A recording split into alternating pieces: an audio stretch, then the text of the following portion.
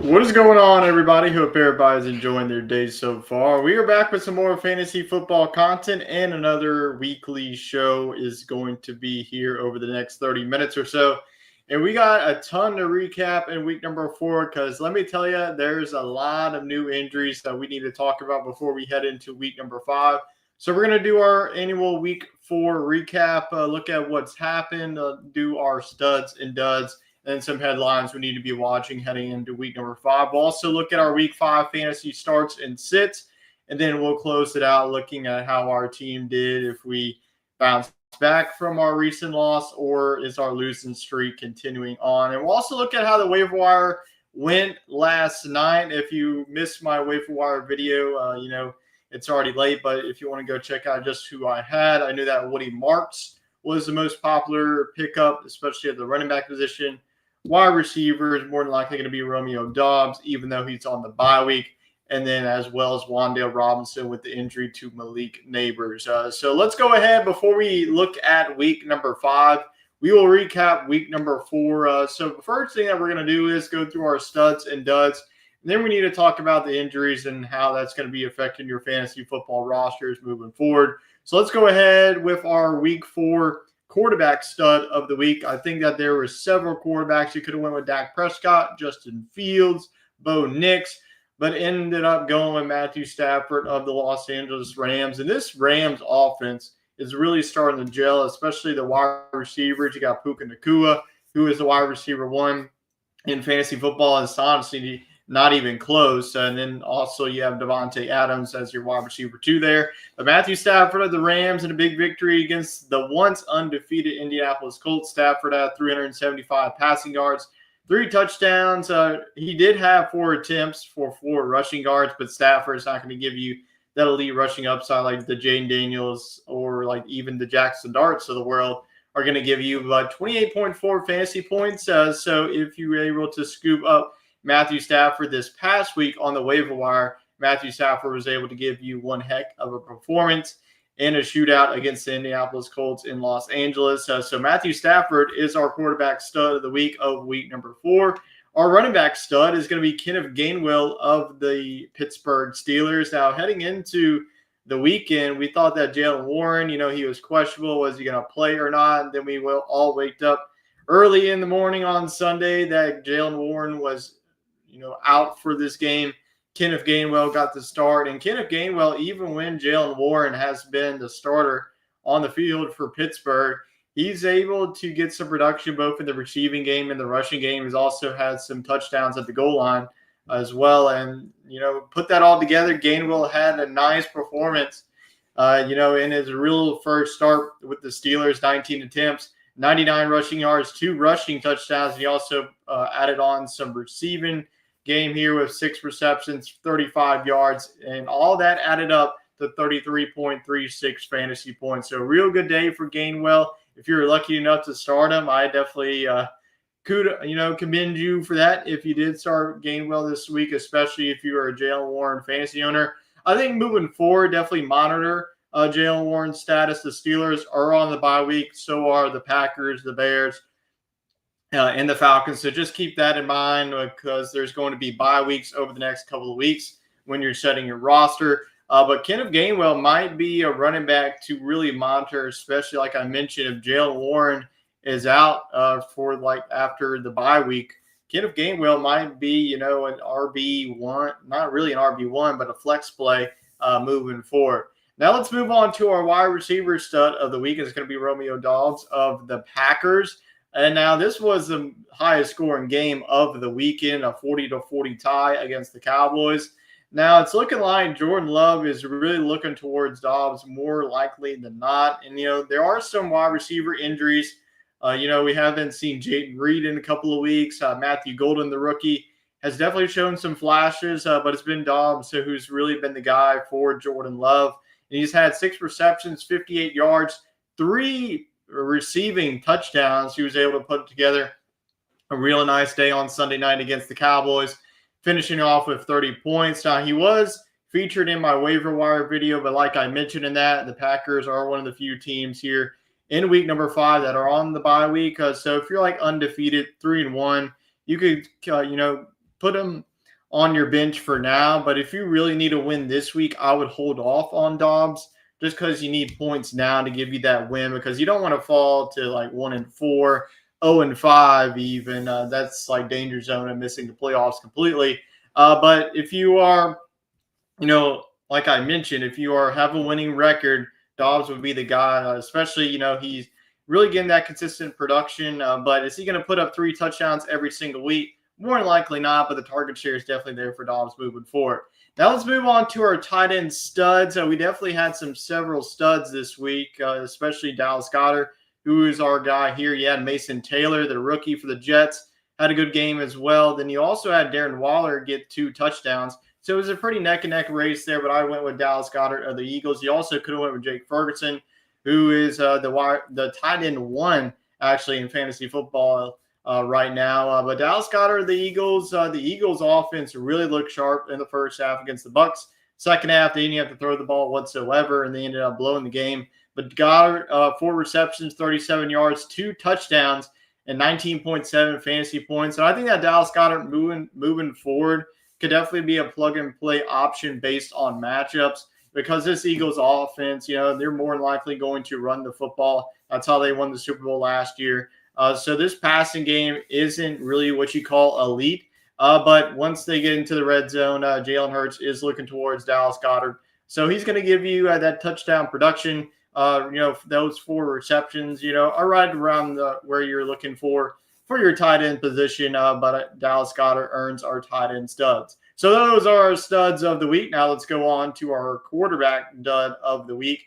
And that is going to be Jake Browning of the Bengals. Now, I know that a lot of people probably didn't start Jake Browning unless you're in a super flex or just in like a 20-plus team league or something like crazy like that. But Jake Browning has been garbage outside of that Jacksonville Jaguars game in week number 2. But this Bengals offense just hasn't been the same with that Joe Burrow injury. I mean, Chase Brown's been affected, T. Higgins. Even Jamar Chase has been affected. The number 1 overall pick in fantasy football once again is seeming to be a very bad pick in the recent years. Christian McCaffrey last year, I believe you had CD that 1 year, but only 125 passing yards. He doesn't really give you any rushing upside because this offensive line is just atrocious. So 5.4 fantasy points. If you have Jake Browning on your roster, even if you're in a super flex, to be honest with you, I wouldn't even start him. You do have a nice matchup against the Detroit Lions in a game that could get high scoring, especially if Jake Browning and this offense can really put it together. But I'm not banking on that. So if you have Jake Browning like a super flex or a deeper league, I would look towards another quarterback. Now let's go on to our running back dud of the week, and that's going to be Chuba Hubbard of the Panthers. Hubbard and the Panthers offense have definitely been struggling. I mean, outside that 30-0 game that they had against the Falcons just a couple of weeks back. But 10 attempts, 49 yards, 3 receptions, and 20 yards. So in a standard format, this is definitely not the game that you're looking for. But a PPR format, he did save his day just alone because he had those 3 receptions and 20 yards. So he ended up getting in PPR formats to those 9.9 fantasy points. But I would definitely be worried with Chuba Hubbard because this Panthers offense doesn't look like it's getting any better. Now let's move on to our wide receiver dud of the week, and that's going to be Jameson Williams of the Lions. Now, Jameson Williams is one of those wide receivers that you really need a big play for him, and you need a touchdown to really save his day because the past couple of weeks haven't really been good for Jameson Williams, especially when you drafted him. He was one of the mid-round picks. I was very high on Jameson Williams heading into the season. So with all that being said, it's more of a complete season wide receiver dud. I know it was a tough matchup against the Cleveland Browns, but in that game, the Detroit Lions scored more than 30 points, and Jameson Williams, once again, didn't really do anything. So 2 receptions, 40 yards, 5.7 fantasy points. Similar, if you're in a standard format, it doesn't really do too much. Even in a PPR format, 5 points when you even put him like as your wide receiver 2 or your flex position, Jameson Williams didn't really provide that much. So Jameson Williams is our wide receiver dud. Obviously, there are plenty of wide receiver candidates that we could have put on this list, but Jameson Williams was one of my guys heading into the season that I was drafting the most, and that so far hasn't worked out. We'll see in this next matchup against the Cincinnati Bengals, which I think that the Detroit Lions could be the highest scoring offense in the National Football League in week number 5.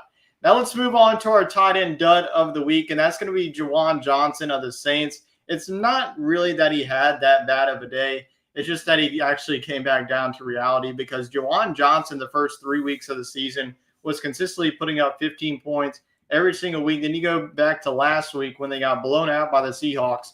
He only put up 10 points, which I say only put up 10 points, but to be honest with you, at the tight end position, that is definitely a premium to get if you can get that. But Juwan Johnson, in a game where the Saints, really played well on offense at times, only 3 receptions, 28 yards, 5.8 fantasy points. Heading into this matchup, we did say this was going to be a tough matchup for Juwan Johnson. So I guess in reality, it wasn't that bad of a situation. But do monitor him. Juwan Johnson was a non-participant in Wednesday's practice, so he is questionable.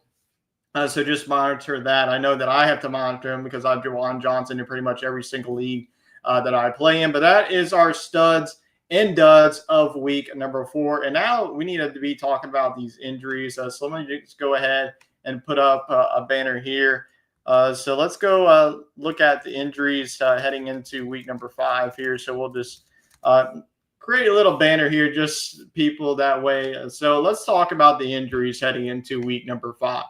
This has piled up, continued to pile up and pile up and pile up. I mean, early on, we saw the quarterback injuries with Joe Burrow being out for 3 months. And now you have Lamar Jackson, who's week to week. We don't know if he's going to be playing. It could be Cooper Rush being the quarterback for the Baltimore Ravens. So that could affect, if you have Derrick Henry, if you have Zay Flowers, Mark Andrews. If Lamar doesn't play, all those guys would be affected, not this week only, but moving forward. And then you have had the Jaden Daniel injuries. He's been out for the past 2 weeks. Looks like he is going to be ready to go, but we'll have to monitor that. So that's really been the quarterback position. We'll just talk about tomorrow night's game between the 49ers and the Rams. The 49ers are going to be out not only with Brock Purdy, Jawan Jennings, and then also Ricky Pearsall. So who the heck is going to be catching the football? More than likely, it's going to go all the targets and all the running game is going to be after Christian McCaffrey. Now, good thing for the 49ers, you've already seen Mac Jones play for the majority of this season so far because Brock Purdy has only played in 2 games this season. So just monitor that heading into Thursday night's matchup. But Trey Benson is another running back a lot of people were picking up last week on the waiver wire, and it was reported just a couple of hours ago that Trey Benson had surgery and is going to be missing the next 4 to 6 weeks. So if you are a Trey Benson owner, without the 2 running backs in Arizona, I would definitely lean towards picking up Amari DeMarcados, especially if you need a running back this week, just to plug and play with Trey Benson now heading to the injured reserve. The wide receivers, your injuries piled up even more. Rudy was monitoring, the CeeDee Lamb injury. He's going to be out for the next couple of weeks. Mike Evans as well. But this week in week number 4, you have Malik Neighbors with a torn ACL. He's out for the season. Then you had Tyreek Hill suffer a knee injury as well. So he's going to be out for the season. So those are already 2 big wide receivers that are going to be out for the rest of the season. So injuries are starting to pile up. And then at the tight end position, we've been monitoring the George Kittle injury. Then you have Juwan Johnson, a non-participant. In today's practice, we'll see if he's going to be ready to go. So the injuries are piling up. Just keep on the waiver wire. If you need to make a trade or not, definitely, look at your options and see what, if you're like 1-3 or even like 2-2 even, if you're dealing with one of these injuries, maybe go make a trade there. And speaking of trades and starts and sits, if you have any questions pertaining to like a start or sit question or a trade, just leave your questions or comments down below, and we will answer it throughout the duration here of the show. So that's just the notable injuries heading into week number 5. Definitely stay clear of that. Also, look at the bye weeks because there are some teams on the bye week, and that's going to continue over the next couple of weeks. And then you'll have your late bye weeks with like week 12 and even week 14 before the fantasy playoffs even begin. All right, so that is our week 4 recap. Now let's pay attention to week number 5. And we're going to start off here with our fantasy starts and sits, and then we'll work our way towards how our team did in week number 4 and look ahead to our week 5 matchup and see what happened on the waiver wire overnight and see what players are available, and maybe we'll pick some up. So let's go on now to the week 5 fantasy starts and sits, starting off with our quarterback starts. And our first quarterback is going to be Jared Goff of the Detroit Lions. Now, in week number 5, projected total points is at 18.1. Now, it was a tough matchup for the Lions offense as a whole last week against the Cleveland Browns, but honestly, they were not even affected by how the Browns defense has really been playing throughout this season. I mean, they just shut down the Green Bay Packers in their only win of the season so far. And Jared Goff, I mean, in fantasy terms, didn't have that great of a game. He only had 13 fantasy points. I expect that to be improved this week against the Cincinnati Bengals, who have allowed nearly 18.4 fantasy points per game to the quarterback position. So the Bengals offense, I mean, we just saw Bo Nix, who hasn't really had that great of a start to the season, have one of his best fantasy outings and 26 points, 3 touchdowns. He did have an interception, but the way that this Lions offense has definitely been operating, I mean, Amon-Ra St. Brown is clearly a top 2 wide receiver in all of fantasy football. Then your running back duo, I mean, you saw David Montgomery be limited. He only scored 1.2 fantasy points in PPR formats. And then you have Jahmyr Gibbs really be the bright spot of that running back room. So Jared Goff with a plus matchup, looking at his projected passing yards at 258.4, projected passing touchdowns at 2. To be honest with you, I wouldn't be surprised if this is another Jared Goff blow-up game. Could he have 3, 4 passing touchdowns? Not out of the realm, especially with the way that the Cincinnati Bengals secondary has been operating this season. So Jared Goff, if you have him on your bench, put him in the starting lineup. This is definitely a lock and loaded must start this week for Jared Goff. Another quarterback that we're starting this week is Justin Fields of the New York Jets. And we're going to say it every week. If you have a quarterback against the Dallas Cowboys, more than likely you're going to be starting him because we saw Jordan Love. He was our start of the week last week, and he was able to provide over 25 fantasy points for the week. So week number 5 projected total points 20.4. And in his first game out of concussion protocol against the Miami Dolphins on Monday night, he provided 28 fantasy points, and that's exactly what we're looking for. He did have a 43-yard rushing touchdown, which is only going to elevate those fantasy points because if you play in like 6-point touchdowns or 4-point touchdowns, the rushing upside is only going to help you as well. And like I mentioned, the matchup is the Dallas Cowboys, and the Cowboys defense has just been atrocious. The secondary is dealing with a lot of injuries. Each quarterback so far this season has scored at least 24 fantasy points. I think that Justin Fields is going to be right in line with that, especially with the way that his rushing upside is there. Looking at his projected passing yards, is at 208.3, projected passing touchdowns at 1.4.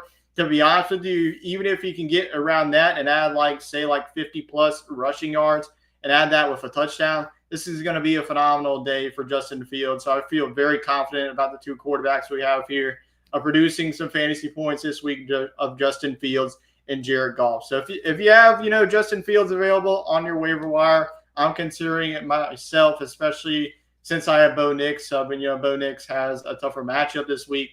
So I'm on the fence on that. But if you can pick him up on your waiver wire, I would go pick up Justin Fields this week in a plus matchup against the Cowboys. Now let's move on to the running back position, and we're going to continue rolling with the rookie in Amarian Hampton of the Chargers. And the rookie running backs flourished. Not only you had Hampton blow-up game, but also Ashton Genty blow-up game this past weekend. And Amarian Hampton, heading into week number 5, projected total points is at 18. He crushed last week in week number 4, over 30 fantasy points. And like I told you last week, with Najee Harris being out for the season, there's really no competition in that backfield. It's all going to be Amarian Hampton, and that receiving upside is so elite, and especially in PPR formats, he's going to crush the rest of the season. The matchup against the Washington Commanders, and we just saw the same Commanders rush defense have trouble against Bijan and Tyler Algier. Both of those guys. Bijan had 28 points. Algier also had a rushing touchdown to go along with his day. So Amarian Hampton, I think, is going to be another blow-up day for him. I wouldn't be surprised if he at least goes over 20 fantasy points. His projected rushing yards is at 81.5. Projected rushing touchdowns at 0.7. I wouldn't be shocked at all if he somehow finds a way to the end zone, whether that's a rushing touchdown or a receiving touchdown. So Amarian Hampton, once again, is a must start. And to be honest with you, it doesn't really matter what the matchup is. Amarian Hampton is going to be locked and loaded in your roster, yes, in your lineup as well for the rest of the season. Now let's go on to another rookie running back, Cam Skattebo of the New York Giants. And the Giants did pick up that first victory against the Chargers, and Jackson Dart's debut went pretty well for the G-men. And week number 5 projected total points is at 16.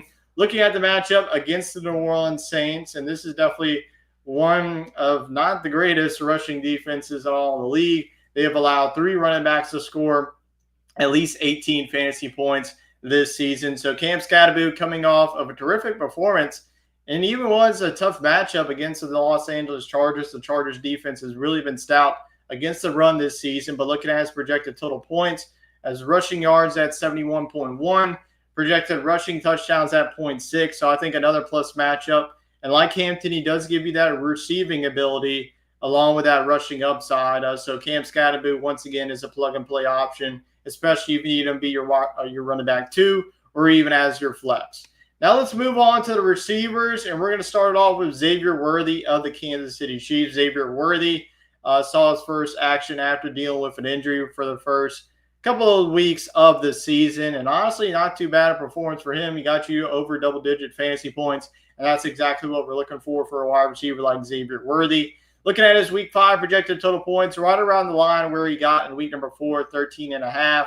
And it is a matchup on Monday night, so just keep that in mind if you are starting Xavier Worthy.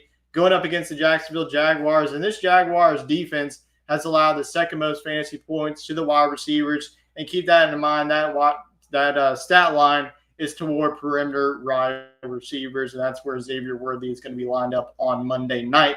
But the way that the Chiefs offense without Worthy was definitely not what you're looking for. So Xavier Worthy is definitely the number one option as long as, over the next couple of weeks, especially, without Rashee Rice. But with Rashee Rice, once he gets into this offense, Rice, I think, is really going to step in to be the wide receiver 1. So Xavier Worthy, another good matchup here. Projected receiving yards at 57.8, and projected receiving touchdowns is at 0.4. So start Worthy this week against the Jags. Now let's move on to another wide receiver, Michael Pittman Jr. of the Indianapolis Colts. Now I know the Colts lost the game, but this offense continues to flourish with Daniel Jones. I know Jones in fantasy terms didn't have that good of a game, but he was able to keep the Colts in the ball game for most of the way. Looking at week 5, projected total points is at 13.4. Matchup is another good one against the Las Vegas Raiders, who have allowed the 4th most points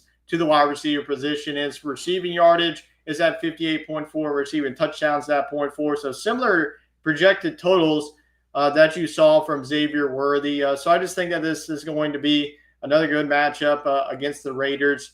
We just saw the Bears and Rome Odunze really perform well. Looks like Michael Pittman has really stepped in to be this wide receiver 1. And so far, he's put up consistent production over the past couple of weeks. I expect that to continue here in week number 5. Now let's continue on with the pass catchers. We'll go from the wide receiver to the tight end position. And we're going to start off with Dalton Kincaid of the Buffalo Bills. Now, if you had him starting in week number 4, it wasn't that great of a start for Dalton Kincaid, but he was able to save that with a touchdown against the Saints. In week 5, projected total points is at 9.3. The matchup against the New England Patriots, and the Patriots defense have allowed 3 touchdowns that have scored 11 plus fantasy points in 2025 so far. Looking at his projected totals, 38.9 receiving yards and 0.3 receiving touchdowns. I think he's going to give you enough consistent production. The targets are definitely going to be there for Dalton Kincaid. The Patriots have been too great against the tight end position, so I'm going to plug in Dalton Kincaid into my lineups this week. Now let's move on to the next tight end, Sam Laporta of the Detroit Lions. So I know if you're a Sam Laporta fantasy owner, the past couple of weeks haven't been too good, especially when the Lions offense have seen an uptick because, in week number 1, that was Sam Laporta's best fantasy outing.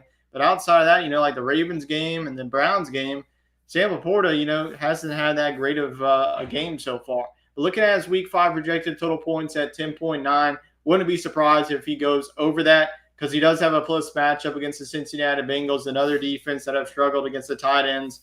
To be honest with you, they have struggled regardless of who they're guarding. But 2 tight ends have scored 13-plus points so far this season. You can see his projected yards and touchdowns at 45.2 and 0.4. So I know it's been a little bit inconsistent with Sam Laporta, but I could definitely see this be a blow-up game, not only for the Lions, but Laporta.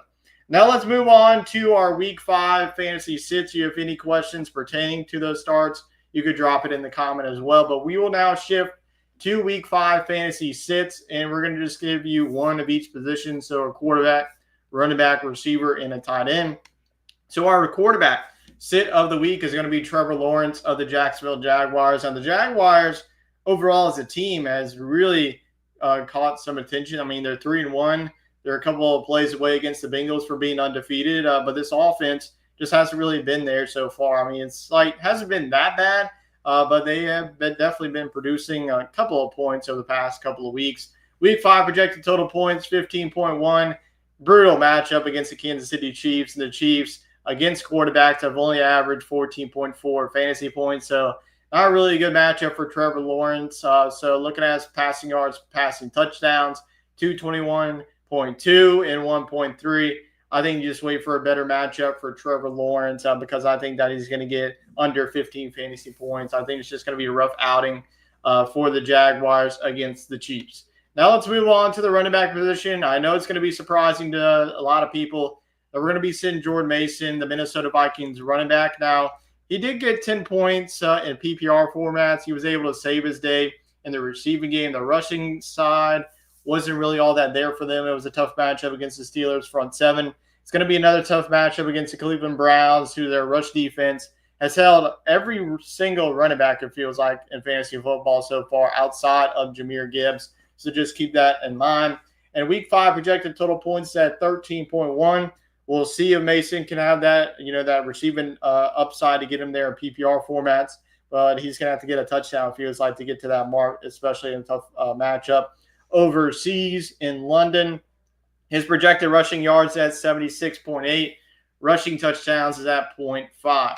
Now let's move on to the wide receiver position. It's going to be A.J. Brown of the Philadelphia Eagles. It's definitely been disappointing if you did draft A.J. Brown in the early rounds of our fantasy drafts in 2025. Matchup, I mean, he's going to be on Patrick Surtain. We know what happens to opposing wide receivers when they're on Patrick Surtain, who is one of the best cornerbacks in all the National Football League. Week 5 projected points. I mean, do we see him getting here? More likely not. I mean, he's provided like one good performance, and that was in week number 3. And, of course, I was playing A.J. Brown when that happened, but I was able to pull out the win that week. I've been looking just at his yardage and touchdown, 64.6, 0.4. We'll see if he gets there, but, I mean, I would be really shocked if we see an A.J. Brown blow-up game against a tough matchup against the Denver Broncos. So I know it would be tough, but you got to be benching A.J. Brown this week. Now let's move on to our final sit of the week, and that's going to be Mark Andrews. Mark Andrews has been on this list, it feels like, 3 times so far. Had a good game against the Lions, and then outside of that hasn't really provided too much. But Mark Andrews, I'm putting him in here because I'm expecting that Lamar Jackson's not going to be playing. Even if he does play, I mean, this is a very tough matchup against the Houston Texans, who have allowed just 32 yards per game to the tight end position. So the Texans have really been stout against this tight end group. And just the inconsistency paired with that matchup, I just don't want anything to do with Mark Andrews this week. But looking at his projected totals, is at 8.6. Yardage-wise is at 36.9. And receiving touchdowns at 0.3. To be honest with you, for him to have a good day, he's going to have to find the end zone because I don't think the yardage is going to be there, especially if Lamar Jackson's out for this game. And then you're going to see Cooper Rush. Maybe you'll get Cooper Rush.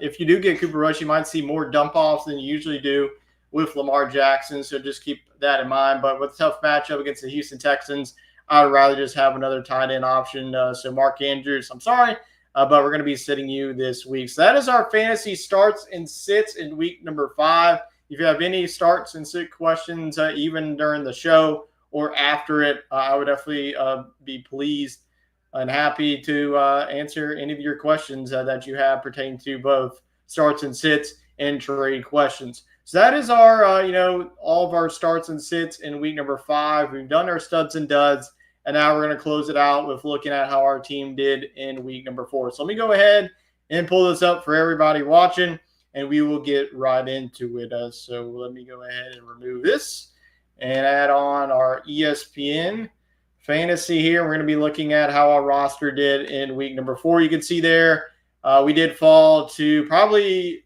by far the best team in this league, the Birds, who have moved to 4-0. We are now 2-2. Probably shouldn't have lost to O. I mean, look at him. I mean, he put up 75 points. We'll go through the scores here in a couple of minutes.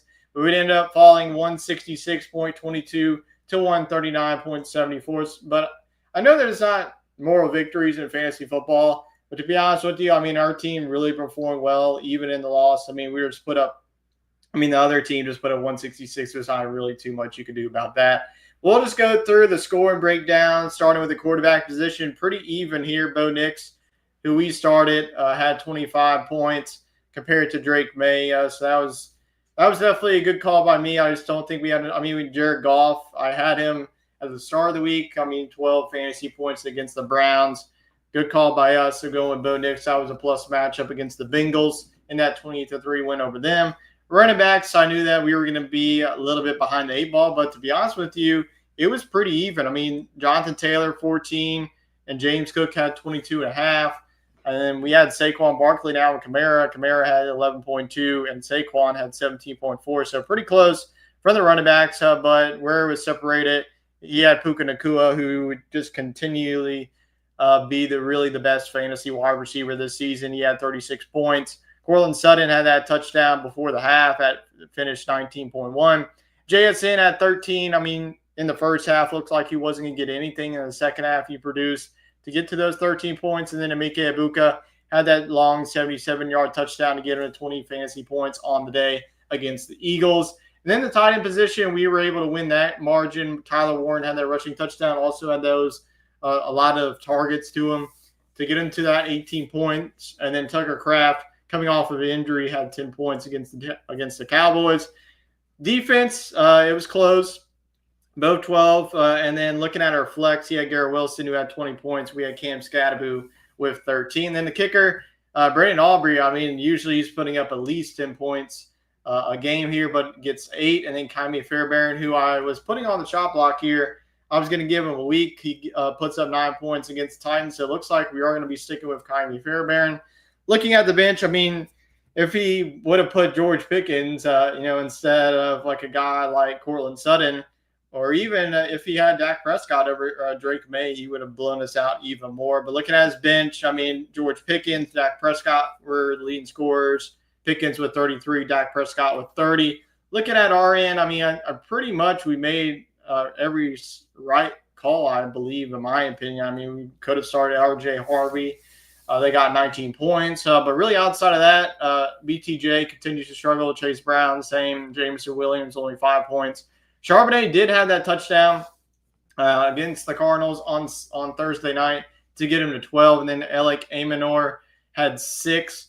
But really looking outside of that, I mean, our team really performed well. I mean, outside of Alvin Kamara, potentially. But I mean, 139 would have won us every single matchup outside of this one. We wouldn't have beat that. But looking at all the other scores, you had 127, 118. You had 113 to 85, 94 to 75, 140 to 133. So unfortunately for us, we were just stuck in one of the higher score matchups of the week. So looking at the overall standings of the league, there are no divisions. So we're at 2-2. Let's see. Probably going to be in the middle of it. I mean, we're at 2-2, so I would assume we're probably like in 4th or 5th place. Looks like we are locked in 4th place. There are 2 4-0 teams with the Birds and Ben's best team, both at 4-0. And we are right behind the 3-1 team. Doge is at 3-1. Our team's at 2-2. You have a couple of other 2-2 teams. You have 1-3 teams. And then Jeff's scary team is at 0-4. So overall, I mean, outside of that game last week, I mean, our team has really been performing well. So looking to continue that in week number 5. So first, let's look through let's go ahead and set our lineup here before we go to the fantasy cast, because I feel like we will have some players on the bye week. So let's go ahead and take care of that.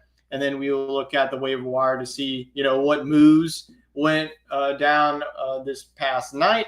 And then we will look at what players are left. So we have to face off against Raquel's remarkable team. So it's going to be a tough matchup. I believe she's 3-1. But looks like we don't have any, quarterbacks or anybody on the bye week at least. But I think we are going to be starting Jared Goff this week. This is a tough matchup for Bo Nix against the Eagles. It is a plus matchup for Jared Goff. So we're going to be starting Jared Goff against the Cincinnati Bengals.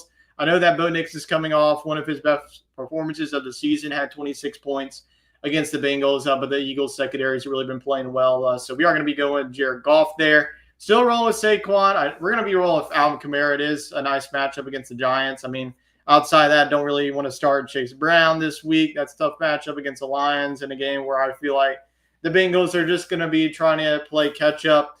But really outside of that, I think we're going to be just locked in with what we were rolling with this past week. Our running backs, Saquon and Alvin. JSN and Emeka Egbuka will be our starting receivers. Warren, yeah, I think that all this is going to be pretty good. The only change that we really needed to make was Jared Goff for Bo Nix. So we do have a question coming in here. Let's go ahead and answer that. Should I start Cam Scatterby or Judkins? I'm going to be starting Cam Scatterby over Judkins. Judkins has a tougher matchup. Though I wouldn't be shocked if Judkins does find the end zone. This is just a blow-up game, I feel like, for Cam Scatterby in this Giants offense against a pretty inept, Saints rush attack. So I think that Cam Scatterby is really going to be due for a nice game there. So that's a tough call, but I think that Cam Scatterby has that more plus matchup, compared to Judkins versus the Minnesota Vikings. And especially, I think that the Vikings already have the advantage because they already played a game overseas. The Browns are going to be flying over there.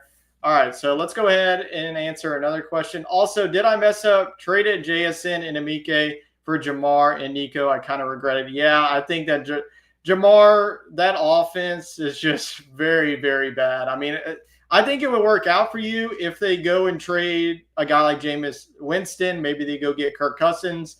But this offense, I mean, against the Lions, maybe. But we'll see. But I just don't really trust in this offense. I mean, I have Chase Brown, and I have to start him this week because I really have no other options. I think Nico Collins moving forward, the offense has really been lacking, but he's your alpha. But I would much rather if you would have kept JSN and Emeka Egbuka because I think moving forward, those guys, I mean, JSN is going to be a top 10 wide receiver. Emeka Egbuka could even be a top 10 wide receiver as well. So I think if you went back, I wouldn't have done this trade, but I get it. But hopefully for your case, it works out for you moving forward. All right, we'll continue to answer some more questions here. Should I start Tungus or Strange at tight end PPR? I'm going to go with Strange. I know it is a tough matchup, but the target volume is definitely there for them. So we're going to be going with Strange in that matchup. I was going to start Strange, but now Pearsall, Kittle, and Jennings are out. Yeah, I know. I mean, not only is Pearsall, Kittle, Jennings, and you also have to deal with Brock Purdy being out. So the only 49er that I want to be starting this week is Christian McCaffrey because really outside of that, the 49ers offense might not even move the football that much against the Rams. All right, let's move on to the next question. Also, should I do this trade PPR? Amarian, Hampton, and Worthy for Taylor and Wandale. So I really like Amarian Hampton moving forward. Xavier Worthy, I think his value is going to drop once Rashee Rice is back. But I'm trading whatever to get Jonathan Taylor. I think that Wandale Robinson is a nice option moving forward. So, yes, I would do this trade, especially in a PPR format. Wandale Robinson is just going to eat up targets over the rest of the season. Your other wide receivers are A.J. Brown, Zay Flowers, Pickens, and Amenor. Yeah, I think you definitely need to get a guy who's your wide receiver one. I know you're losing Worthy and Hampton. I'd rather just have the best player in this package and go get Jonathan Taylor, who's going to be a top 5 running back the rest of the season.